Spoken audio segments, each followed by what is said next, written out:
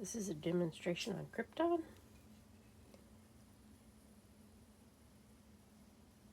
Liquids just bead up and roll around. Don't absorb.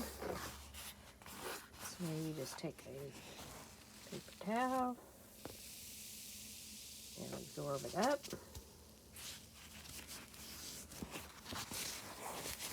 And really, nothing there to have to clean, but if you wanted to clean it, just take some soap and water. It says soap on it.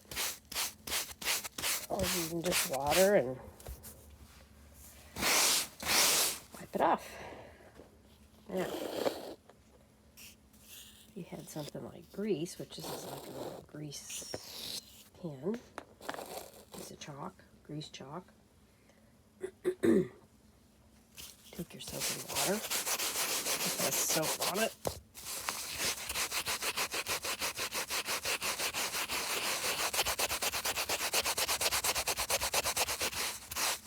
get it off. The liquid does not go through. It stays right up on top or whatever you do. And then that's the soap. Take water and